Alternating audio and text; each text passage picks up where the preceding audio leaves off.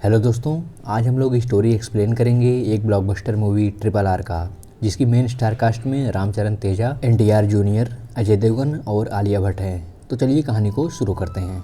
कहानी सन 1920 की है। आदिलाबाद रियासत के जंगलों में गोंड जनजाति के पास कुछ ब्रिटिश आए हुए हैं शिकार के लिए। एक लड़की मल्ली एक अंग्रेज औरत के हाथों पर आर्ट बना रही है और एक सुंदर सा गाना गा रही है। तभी वहाँ पर स्कॉट नाम का अधिकारी शिकार करके आता है। महिला बताती है कि आर्ट बहुत बढ़िया है, तो वह कहता है कि चलो लड़की को ही ले चलते हैं। वह मल्ली के माता पिता के सामने कुछ चिल्लर फेंक देता है। उनको लगता है कि आर्ट से खुश होकर उन्होंने दिया है, लेकिन जब वो लड़की को ले जाने लगते हैं तो ये लोग चिल्लाने लगते हैं। लड़की की माँ गाड़ी के पास आकर भीख मांगने लगती है, लेकिन पुलिस वाला उसे गोली तान देता है। तो स्कॉट कहता है कि इन जैसे लोगों पर गोली नहीं वेस्ट करनी चाहिए, और फिर उसे पुलिस वाला एक लकड़ी के डंडे से मार देता है और उसकी मौत हो जाती है और ये लोग चले जाते हैं।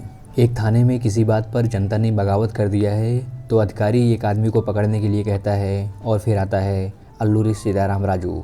वह एक पुलिस ऑफिसर है और अंग्रेजों की नज़र में अपने आप को बेस्ट साबित करना चाहता है। वह भाग कर जाता है और उस बागी को पूरी भीड़ में से पकड़ कर लाता है और अंग्रेजों को खुश कर देता है। और जब प्रमोशन की बारी आई तो उसे लगा कि उसकी बहादुरी पर उसे प्रमोट किया जाएगा, लेकिन अंग्रेज अधिकारी सिर्फ अंग्रेजों को ही प्रमोट करते हैं। इससे वह बहुत ज़्यादा गुस्सा हो जाता है। इधर लेफ्टिनेंट के पास निजाम का मैसेज आता है कि उस लड़की मल्ली को छोड़ दिया जाए, क्योंकि उस कबीले का आदमी कुमारम भीम बहुत खतरनाक है और उसको छुड़ाने के लिए दिल्ली पहुंच चुका है। इधर दिल्ली के पास जंगलों में कुमारम भीम अपने साथियों के साथ अड़ा हुआ है। वहाँ पर एक बाघ उस पर हमला करता है और वह लड़ते हुए किसी तरीके से उस पर काबू पाता है। ये लोग वहाँ से निकलते हैं और दिल्ली के पास एक कस्बे में अपना पहचान बदल कर रहने लगते हैं। वह अब्दुल नाम से रह रहा होता है। इधर दिल्ली में बागी आने की खबर पर जनरल स्कॉट सतर्क हो जाता है। मिसेज स्कॉट कहती हैं कि जो उसे पकड़ कर ले आएगा उसे स्पेशल ऑफिसर बना दिया जाएगा। इस पर राम कहता है कि वह उसे ज़रूर पकड़ कर लाएगा और वह प्लान करता है कि बागियों को पकड़ने के लिए उनके कस्बे में जाना होगा और उनसे दोस्ती करनी होगी। वह वहाँ पर जाता है और सबको भड़काता है कि स्कॉट को मारा जाएगा। इससे प्रभावित होकर भीम का दोस्त लच्छू उसके पास आता है और कहता है कि हमें तुम्हारी ज़रूरत है और उससे मदद मांगता है। राम को मौका मिल गया था, वह उसके साथ चल देता है। तभी एक जगह पर पुलिस खड़ी थी। पुलिस वाला उसे सल्यूट कर देता है। इससे लच्छू को पता चल जाता है कि वह पुलिस वाला है। लच्छू वहाँ से भागने लगता है और आकर भीम को सारी बात बताता है। इधर राम भी उसका पीछा करता है। तभी वहाँ पर एक ट्रेन के डिब्बे में आग लग जाती है और एक बच्चा उसमें फंस जाता है। राम बच्चे को बचाने के लिए आगे आता है और वहीं पर राजू भी रहता है। तो दोनों लोग मिलकर उस बच्चे को बचाते हैं और उसके बाद से इन दोनों में दोस्ती हो जाती है और दोस्ती गहरी ही होती चली जाती है। लेकिन इन दोनों को एक दूसरे के बारे में कुछ नहीं पता था। राम उस बागी लच्छू का स्केच बनवाकर उसे खोजता रहता था और भीम भी मल्ली को छुड़ाने के लिए प्लान करता रहता था। भीम को एक अंग्रेज लड़की जेनी से लगाव हो जाता है, लेकिन उसे इंग्लिश बिल्कुल नहीं आती है और वह डर रहा होता है। तो राम उसका सहयोग करता है और उसे जेनी से मिलवाता है। जेनी उसे मार्केट ले जाती है और बताती है कि वह एक लड़की मल्ली के लिए कपड़े ले रही है। तो भीम भावुक हो जाता है और उसके लिए एक कंगन भी देता है। जब वह कंगन मल्ली को देती है तो मल्ली बहुत खुश हो जाती है। जेनी भीम को अपने घर में एक पार्टी में इनवाइट करती है और राम उसे लेकर जाता है अच्छा खासा कपड़ा पहनाकर। वहाँ पर कुछ अंग्रेज भीम की बेइज्जती कर देते हैं, तो राम आकर संभालता है और दोनों लोग अंग्रेजों को उनसे बढ़िया डांस करके उनको सबक सिखाते हैं। इधर राम एक सुराग पाकर फिर से लच्छू को खोजने जाता है और वहाँ पर उसे पा जाता है और पकड़ लेता है। इधर जेनी भी भीम को अपना घर दिखाने के लिए ले जाती है। वो उसे अपने घर में ले जाती है। भीम तिरछी नज़रों से मल्ली को खोज रहा होता है। तभी उसे मल्ली का गाना सुनाई देता है और वह उसकी तरफ भागता है। तो देखता है कि वह एक जेल में बंद है। मल्ली उससे बार बार कहती है कि चलने के लिए, लेकिन वह कहता है कि अभी मौका नहीं है, लेकिन वह दोबारा आएगा तुमको ले जाने के लिए, और वह वहाँ से चला जाता है। इसके बाद वह कसम खाता है कि वह सामने से आकर बगावत करेगा और मल्ली को छुड़ा कर ले जाएगा और प्लान करना शुरू कर देता है। इधर राम भी लच्छू से उसके मेन गैंग लीडर का नाम पूछता है, लेकिन लच्छू कुछ नहीं बताता है। तो राम उसे बहुत बुरी तरीके से पीटता है।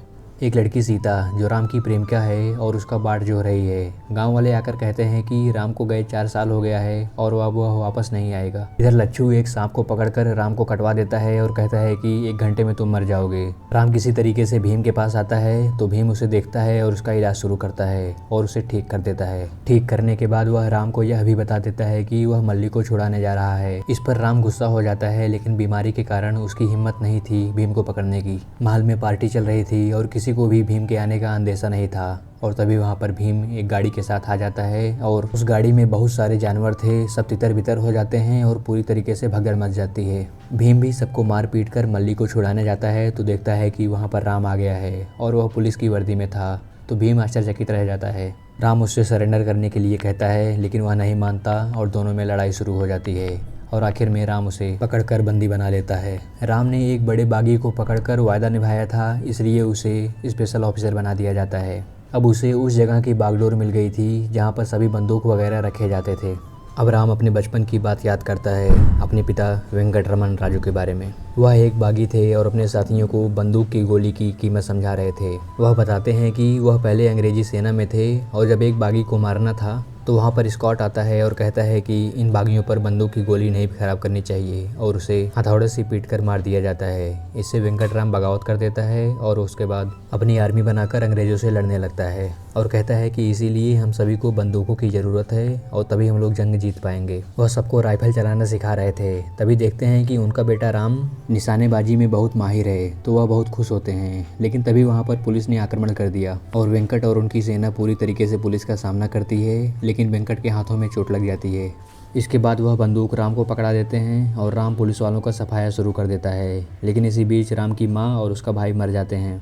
लेकिन वेंकट उसे अपने आप को मजबूत करने के लिए कहता है और लगातार गोली चलाने के लिए कहता है। कुछ देर बाद पुलिस पीछे हट जाती है तो वेंकट राम से कहता है कि तुमको अब कमान संभालनी होगी और ढेर सारे बंदूक इकट्ठा करने होंगे। इधर भीम पकड़ा गया था और उसे नीचे दिखाने के लिए पूरे गाँव वालों को बुलाकर उसे कोड़े मारने की सजा दी गई। उसे पूरी भीड़ के सामने लाया जाता है और राम उसे झुकने के लिए कहता है, लेकिन वह झुकता नहीं है और उस पर कोड़े बरसाए जाते हैं। राम ना चाहते हुए भी उस पर कोड़े बरसाया जा रहा था। जब भीम तब भी नहीं झुकता तो मिसेज स्कॉट उसे एक किलो वाला कोड़े से मारने के लिए कहती हैं और उसे फिर किलो वाला कोड़ा पड़ने लगता है, लेकिन तब भी वह झुकता नहीं है और उसकी हिम्मत देखकर जनता भी उसके साथ हो गई और बगावत कर दिया। किसी तरीके से राम भीम को लेकर वहां से जाता है और राम को पता चलता है कि बंदूकों का जखीरा आने वाला है। राम को अपने पापा का सपना याद था और इसीलिए वह पुलिस में भर्ती हुआ था।